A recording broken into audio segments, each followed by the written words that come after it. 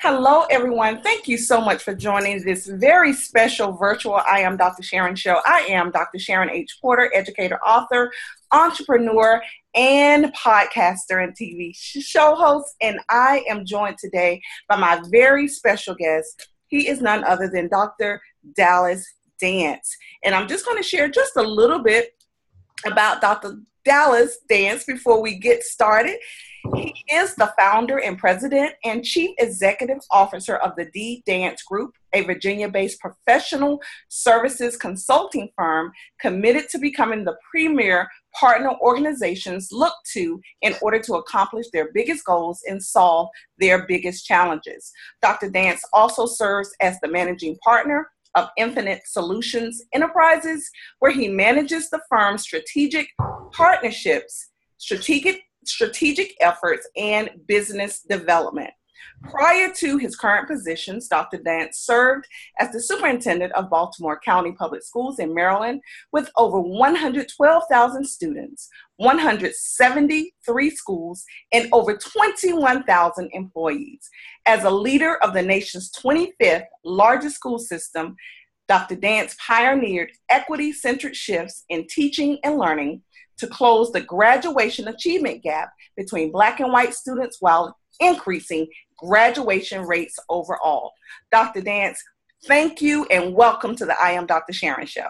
No, Sharon, thank you for the opportunity. And before we start, let me just commend you for what you're doing. I think one of the things, and I had a conversation with a good friend of mine, Roland Martin, a little earlier, you're creating your own lane in terms of making sure there's a voice out there for folks to be able to tell a story, particularly one around education. So I want to commend you for what you're doing. Thanks for having me. Thank you so much. I so appreciate it.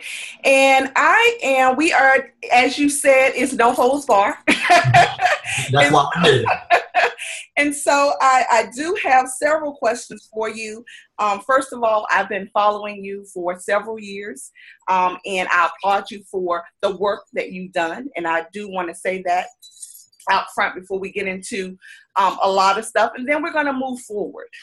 That's what we're going to do. Mm-hmm. So the first thing that I want to say is March 8th, 2018, the Baltimore Sun headline read, "Former Baltimore County School Superintendent pleads guilty to perjury."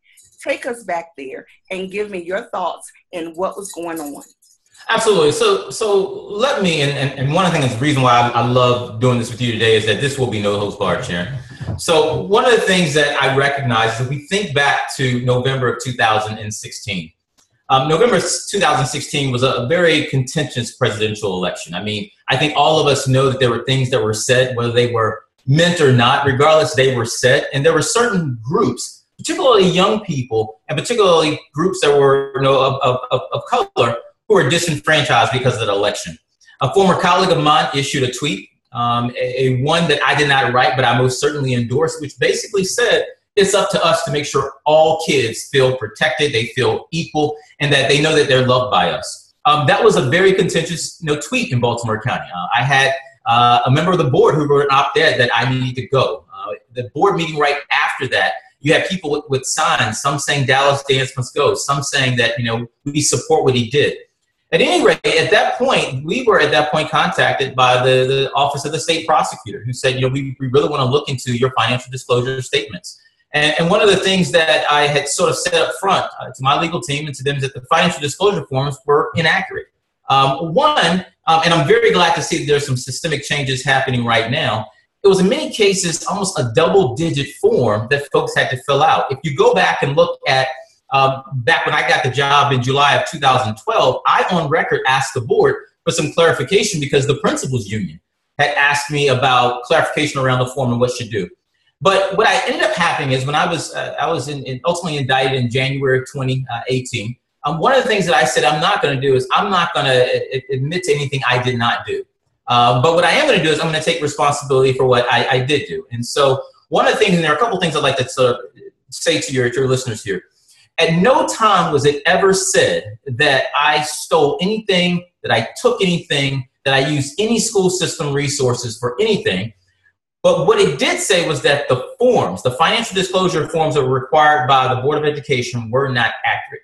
So let's talk about the forms. I will admit that the forms were not, I was not as truthful as I should have been on the forms. That was my error. But let me also admit to your listeners, Sharon, is that my public calendar, I was the first superintendent in Baltimore County history who put out his public calendar every single week. This public calendar, Sharon, went to well over 35,000 people. And I'm going to tell you how I know that is because I would be in the supermarket or I'd be in church and somebody would come up to me and say, tell me what that meeting with so-and-so was about. And anytime I was out, speaking, or if I was out, assisting a school system, that was on that calendar. And then the other thing that I wanted to make sure that folks cleared up is that there is this belief that this was what they call, quote, a no-bid contract. There is no such thing as a no-bid contract in the state of Maryland. There is a sole source contract. And as long as I was superintendent, I only remember one company getting a sole source contract, and that was College Board. And that was because we wanted to offer the SAT to our students. And obviously, if you want to offer the SAT to your students, you have to offer that through College Board. So what ended up happening was, and if this is a policy discussion, I definitely welcome our legislative officials to have it. Should school systems and other state agencies or government agencies be allowed to use piggyback as a way to procure items or services if they need? Right now, according to state law, you can do that. And last but not least, and I sort of say two more things, is that folks wanted to give the impression that these were felonies and these are misdemeanors. I'm not belittling my accepting of the responsibility, but these are misdemeanors. They're not felonies. But I was not the first Baltimore County official who had a relationship with this company. We, in fact, had already paid, even though it was a small amount, Baltimore County had already paid this company prior to my arrival. So given all of that, and I, first of all, I'm an advocate for educators consulting and starting their own business because, number one, I believe that as educators, we are multi-skilled, we are multi-talented, and I don't believe in just focusing on the work in a school district. So given all of that you've just said, how should an individual that is aspiring to consult, aspiring to go out and do something beside their educational career, really stay in line with what's accepted and what's legal? So a couple of things, Sharon. So one, I'm totally in favor of what you just said. I think it's important to know in my case that I can't name on even one hand the number of times where someone has said, we want to see Dr. Dance, or, we want to speak to him, and I was not available. So one of the things that educators have to remember, and I would caution my superintendent colleagues or principals or whomever in education, you have your main job first. That job comes first. You have to make sure that you're meeting your goals, you're meeting your objectives, and that nothing else is precluding you from doing that type of job. Now, once that's done, two of the things that I learned in this case is that there are two things leaders must do, Sharon. One is that we have to address issues early and often. Had I addressed this back in 2014, this would not have been an issue. But I was human. I was human and I panicked. I was wrong on that one. I was punished for it. We moved forward. So that's one thing you have to learn. If you address things early and often, you never have to worry about things coming back up because you've already addressed it. But other thing, and this is the second, is that in the area of disclosure, it's always better to disclose more than to disclose less. Even if something is not, in your mind, officially required to be disclosed, the more you disclose, the better off you are because you don't leave anything to interpretation. And that's what we saw in this case. There were things that were open to interpretation, and we allowed it because had we just addressed it in 14, we wouldn't be in that boat. But one of the things that got me in there is that I realized, Sharon, just how young I was when I became a superintendent. So, if you think about the sort of my career path, I was teaching at the age of 20, and 10 years later, I was a superintendent of the 25th largest school system in the country. When you are working like that, and just like educators like yourself, like me, your hair is on fire. You want to change the world for kids. Kids don't have time to wait. How can I change every classroom, every school, every district, just one at a time? And so what we want to do is, with our network of colleagues, is we want to support them. One of the biggest concerns that I had then, I have now, I have in the future as I work with clients that our firm has, is this whole idea around leadership. Principals want to and need to feel supported, but they also need to be prepared for going into that role. But it's just not principals. It's principal supervisors, it's superintendents. And so what I did, Sharon, is that I really wanted to, on my own time, using my own resources, because that's what I did, I wanted to help colleagues and people around the country. But what we always have to be reminded is that we have one job to our taxpayers, making sure that they realize they're getting all of us. But at the same time, we're being very upfront in terms of fully disclosing so that we leave nothing to interpretation. I like that. And I think the more is the key.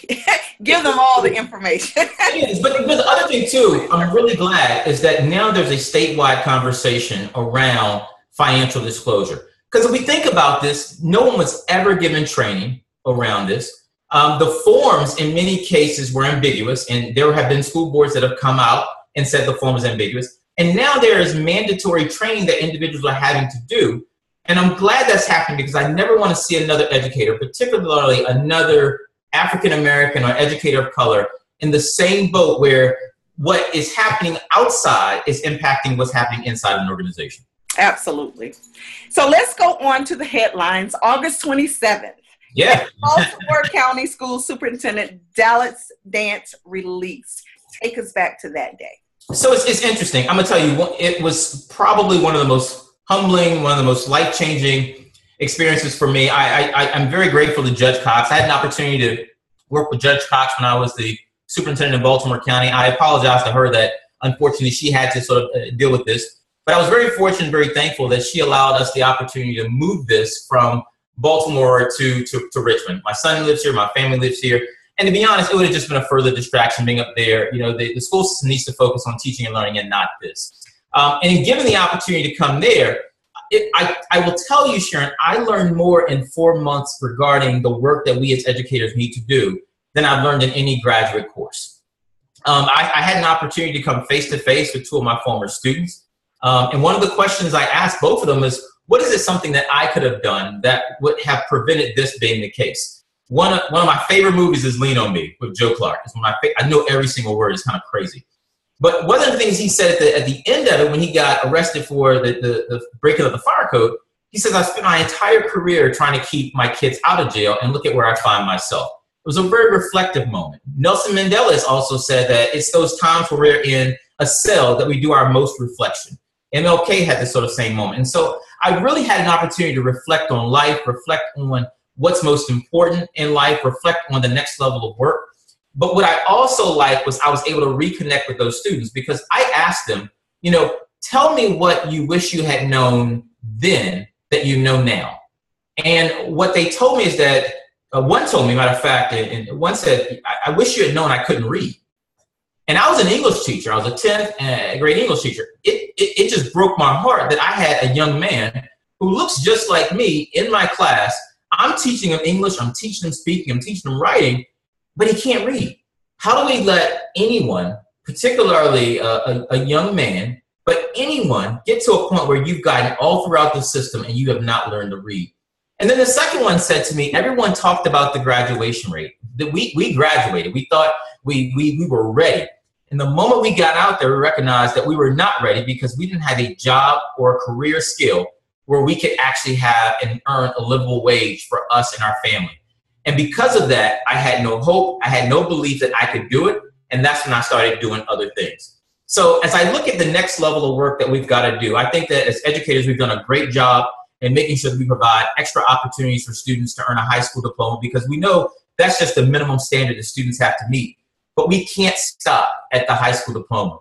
We have so many kids out here who are just not life ready. And what can we do to make sure that we bridge what's happening in K-12 with what we want to happen out, not just in community colleges or four universities, but also just in post-secondary training in general? Because if folks don't have a life skill where they can make a livable wage to take care of them and their family, then other decisions start to take part of their lives. And that is exactly true. And, you know, the day that you were actually released, actually the apology tweets, that's what's the first thing that caught me. What I saw there was humility. And I think that was what the message that I sent to you. I appreciated the humility. And it probably was a side of you that a lot of people had not seen previously. So the interesting part is that I had someone say to me, so your PR folks are really good. And I said, let me be clear with you. I wrote that. And as a matter of fact, I think Baltimore County had one of the best communication departments I've ever worked with, but many times I wrote my own things. And just because I believe that when you write your own messages, that's when you're your most genuine. And to be honest, I was very reflective of that moment. If people go back and look at, and now they can sort of put two and two together, if they go back and look at some of my sort of Instagram messages over the last year, I'll be one of the first to tell you, Sharon, it's been tough personally over the last year, even though professionally, individuals who I've mentored, individuals who I still work with, school systems, and matter of fact, healthcare companies and legal firms that we work with, professionally, it was going well. But personally, we never know the story that someone else is living. So as I told someone who I'm very close with today, we always have to keep in mind that legend is the story we tell, but legacy is the story we leave behind. And no one event should ever impact anyone to the point where their legacy is impacted because you determine what that legacy is.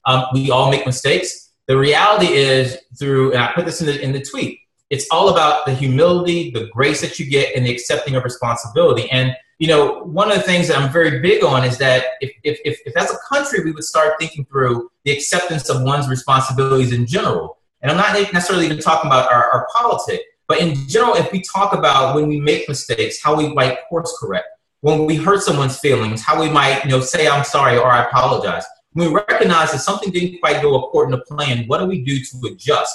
That only serves to make us greater people, but then greater leaders. And then that actually is what you showcase to other people whom you interact with. So, Dr. Dance, and, in that apology tweet, you talked about really a new chapter in the Book of Life. And so it really is about new beginnings. It is. Now, going back, though, through that time and that difficult time, what was that support like from your mentors, from your colleagues, from your friends, from those that you mentored? How has that support really demonstrated for you? Well, so I can tell you one thing, Sharon, and I'm probably not telling anyone anything they don't already know. But one of the quotes that sort of stuck out in my mind there is, in prosperity, our friends know us. In times of adversity, we know our friends. Because let me be clear with you, when things happen, it could be a bad breakup, it could be a legal challenge, it could be the loss of a job, loss of a home, whatever. When things happen, you will be surprised to see who's actually there. One of the things I was really happy is that the people who knew me as Sean, they knew me as Dallas, they knew me as in one case when someone told me, you've been the same person since the first day I met you. Those were people who I relied on. Those were people who they were calling, they were checking, they were saying, how are things going? What can we do? But one of the things that I think that I realized in a personal reflection is that many times as professionals, we some cases take professional relationships to be personal relationships. And they're not. They're strictly professional relationships. People who, in many cases, and I've had former superintendent colleagues who would tell me this, the moment I wasn't a superintendent, folks didn't want to talk to me anymore. And I'm telling them, exactly, you don't hold that title anymore. The same thing happened with me. When I was not in a position to particularly help people through the power of a title, you started to see real, genuine people. But I also saw people who were friends with me before the title, they were friends with me during the title, and they stayed friends with me after the title. And those who knew me most personally, they always said to me, how are you doing with your son? And then how are you doing with your mom? Because out of this whole thing, and I knew that, I apologize to students and parents and all that, the two people who mattered the most to me, outside of the fact that my grandmother passed away in last March, was my mom and my son. How do you look your mom in the eye and say, Mom, I may have let you down, but I promise it won't happen again. And then how do you explain to a 9-year-old, which turned out to be a very teachable moment for he and I, the importance of always being forthcoming, the importance of always making sure that you accept responsibility. And you always make sure that whatever that consequence is, you take it and you use it to build an even bigger, more solid foundation for yourself. But I learned a lot about people in that. And it's probably a lesson that I believe, being a man of faith, that God needed me to learn, because everyone can't be on your journey on every single chapter. That's exactly true. Now, how do you go about building that trust that to your community, to the public, to those that you're working with? How do you build trust? Absolutely. Well, trust comes through action. You build a culture of trust through action. There are going to be some people who'll say, I don't like him. I don't trust him. I don't want to talk to him. The reality is these are some of the same people who are like that if this had not even happened at all. And then there are some people who'll say, Dallas, we're just disappointed, but we are one of those people who we learn that we forgive and we forget. And then there's some people who are the majority of the people who I've had an honest conversation with that said, look, dude, it's over. Get over it. And it's one of those things where you pick yourself up, you dust yourself off, and you move on. Because at the end of the day, I'm a big believer in time heals all wounds, and this too shall pass.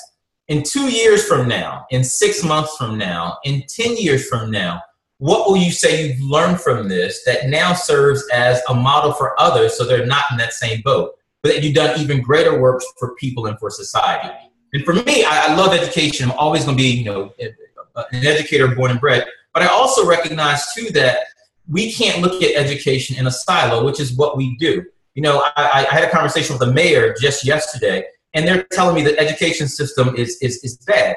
And I'm saying to this mayor, okay, but this is not an educational issue alone. Yes, there may be schools that need to improve, but what are we doing in terms of pre-K opportunities for young people? What are we doing to uplift people out of poverty? What are we doing in terms of adult education for families? What are we doing in terms of workforce development? These are things that need to be looked at comprehensively. What are we doing in terms of access to quality health care for not only students, but also for parents? There are many students who are in our schools who they're not having the nutritious meals that we want, and they're not seeing because they haven't had vision exams. And then he said, well, are you running for elected office? And I had to be clear and say no. But there are other issues that are out there that we love education. We become impacted by education. But until we have conversations around year-round schools and making sure that we're educating the entire child and educating the entire family, we cannot look at these other issues outside and look at them as if they're a silo. The D-Dance group. What is going on with the D-Dance group? Tell us all about it. Sure. So one of the things that I like is helping people solve problems. And one of the things I do not like, Sharon, are consultants who stay consultants because they want to be your consultant. My belief is that consultants should actually help you solve issues that you have. So helping you figure out what's your biggest challenge you're trying to solve and what's your biggest goal that you want to achieve. And then how might capacity be built so that you on your own in your organization can do that. Then in addition to that, one of the biggest things that we bring to the table is this whole idea around strategic planning. What organizations do not do well in terms of organizations who are not successful, and this has been covered in John Covey, has been covered in research, is they've never taken quite an opportunity to say, what is it that we're trying to do? Not only what is it that we're trying to do, how might we go about doing it? And not just doing it, but focusing on what we clearly said we want to do. And then the last part is, how do we know we've actually done it well? What are those key performance indicators? What is that academic return on investment if they're an education client? Because we have 26 education clients and we have about 48 overall clients. What do we do to make sure there's a return on that investment? And our job is to build capacity around that. And we do that through a strategic focus on leadership, strategy, equity. That's our focus. So we know that 80% of any organization's budget is your people. But most companies don't spend the time, the energy, and the resources to develop their people. That's why we're facing one of the biggest issues right now in our country, where you're trying to recruit teachers, but at the same time we recruit and we hire. I saw an article today that there was a state who they hired 6,000 teachers. Out of that 6,000 teachers, how many we retain at the end of the year? Because we have a constant cycle of making sure that retention becomes sort of something that we have to address. And so that's one of the things right there. We help them around talent and leadership development. We do coaching around your mid-level managers, because a lot of times, whether it's a Fortune 500 company, whether it's a school system, those mid-level managers have never had organizational development in order to lead people. We have people who go into being an assistant principal and they were phenomenal classroom teachers. And this is the work you do. And they struggle leading adults. We have some phenomenal principals who need support. And then last but not least, if you just think about the political era that we live in with the superintendency, the average tenure of superintendents are still between 3 and 4 years. Superintendents need coaching too. They need strategy on how to deliberately get something done. I talked to a superintendent client today who has a big equity agenda that this individual wants to get done. If you're not strategic about that, you're not going to be there in order to get it done. So that's one of the things that we really work with people on.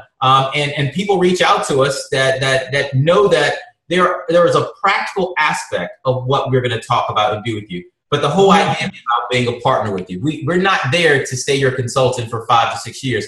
Our job is to build capacity internally so you can do the work and lead your organization. I love that. And really, leadership is leadership. And like you said, it goes across disciplines, not just educational, but in the entrepreneurial marketplace as well. And so I really applaud you for the work that you're doing. What is next for S Dallas Dance? So I mean, one of the things that you'll see is that what you see still is what you get. I'm going to use this as a foundation to make sure that, again, no one that, is in that same boat again. So I'm going to tell that story, obviously.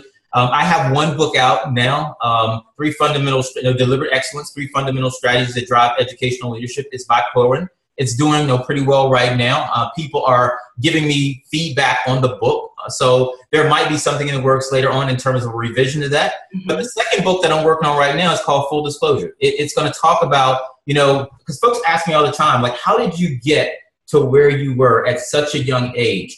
Yes. People might think about me in terms of the last year and what was dealt with in Baltimore County. But that team that we built, and I say that team that we built because we did it. That wasn't just me. We did it. We transformed one of the largest school systems in the country. And so folks want to know, how at the age of 30 you did that. And I talk a lot about some of the things that scared me, some of the things that opened my eyes. I go in detail about, transitioning to Baltimore County, becoming a principal at 24, teaching at 20 when we were teaching, 16 and 17-year-olds. I talk a lot about opening my own business and things that scare me then, because I'm a big believer in folks, if you have a will and a want to do something, you've got to figure out when are you going to take the risk to do it. And there's never going to be a good time to do it.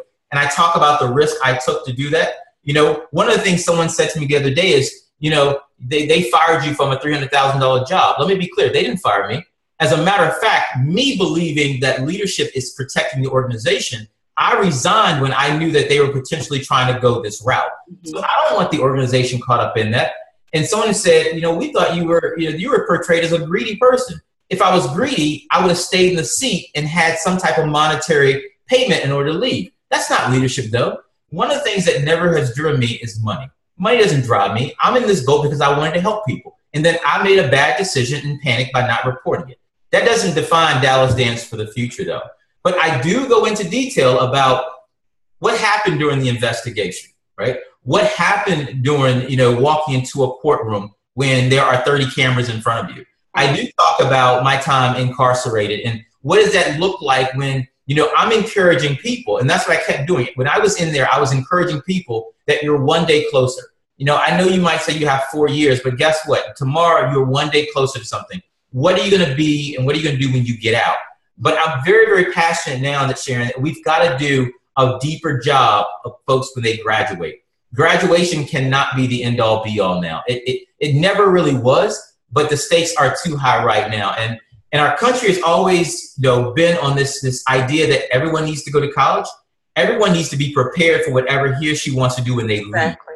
But they need to have a job and a career and a life skill that they will believe and they will hope that things will get better. Because one of the things I learned being in prison is that prison is designed to break people. Wow. It's designed to break people mentally. You've got to make sure you stay mentally strong. And that's where I felt God was calling me to make sure that folks felt mentally stronger the next day than they did the day before. Wow. So we've got to make sure that we are doing every single thing we can to take care of people. So I will definitely be writing the book. I'll definitely continue doing the work of the D-Dance group. I still will manage. I'm the managing partner of Infinite Solutions, so I'll still do that.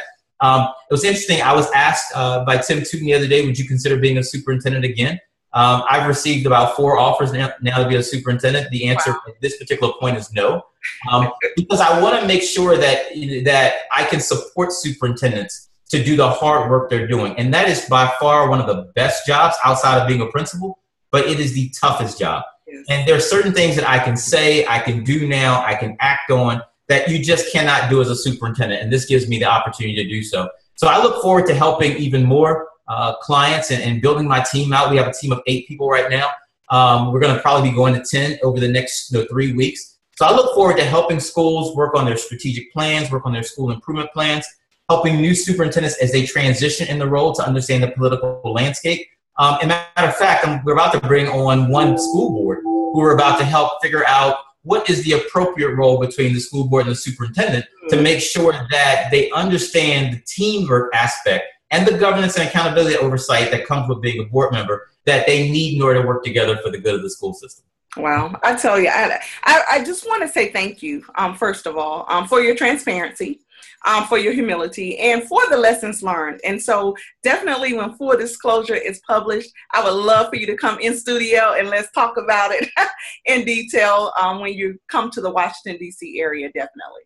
I definitely do. We work with now, Sharon, about 4 clients in DC, and I have about 3 meetings set up next week to bring on another 2 more. So I'd love to be on the show, and I have excerpts from the book now. But again, it's about how do you make sure that folks learn from us. It's almost like your mom told you, the stove is hot. You didn't believe the stove was hot until you touched it. How do we make sure, though? How do we make sure as educators, particularly young educators and educators of color, that we are all protected so that we don't fall into some of those political traps that are out there? Because education is not devoid of politics. And I think we all know is that it's going to get a little bit more political. So absolutely. The more we disclose, the more we protect each other and support each other, the better off we all will be. And the better off we will be in the process. Absolutely. So please tell everyone how they can connect with you, especially if they would like to reach out and for your services. How can they purchase your book that's already published, and just how can they follow you? Sure. So one of the things folks said now is that you respond when you respond directly to us when we reach out to you. Let me be clear. Even when I was superintendent, if someone tweeted something to me, I responded. But obviously, I'm on Twitter at S_Dallas_dance. I'm on Instagram at the same thing. If you want to go to our website, you can go to www.theddancegroup.com. So it's 2 Ds, .com. Office number is 804-288-5627. You can reach me personally on my email at sdallas@theddancegroup. My assistant and I basically handle a lot of the office stuff, but the whole team, we're available. We have team members who are well-versed in healthcare, team members who are versed in nonprofit. Matter of fact, we're about to work with a new nonprofit CEO. We have former principals. We have former superintendents. What we're going to figure out if you partner with us is that our goal is your goal. And so our goal is to work ourselves out of a job because we want to help you build internal capacity. But whether you reach out to me on LinkedIn, Twitter, Instagram, I think folks know that I'm back on social media. I'm going to be sharing a message that supports people, that uplifts people, because there's so much negativity in the world, Sharon. We don't have any time for anyone being less than positive right now. We got too much work to do, and there are too many kids who need our help and our leadership. So we have work to do. Absolutely. And a final message for the public. What would you like to say? What I would say is judge me by my future actions. And give me the opportunity. I've always believed that kids come first. I always believe that you lead from the heart as a servant leader. And I always believe to help people. And if we do that, I know that we can make anything in the society possible. I love it, guys. And I want to thank you, those of you who have joined us live, a lot of positive comments, Dr. Dance, for you. And I appreciate you for taking the time out for being here on the I Am Dr. Sharon show. Sharon, thank you for what you're doing. If there's anything I can do to support you, consider it done. Oh, thank you so much. Thank you. Absolutely. Guys, you have a great night. And again, you can follow I Am Dr. Sharon on all social media platforms at I Am Dr. Sharon, and that is Dr. Sharon. Thank you and have a wonderful night.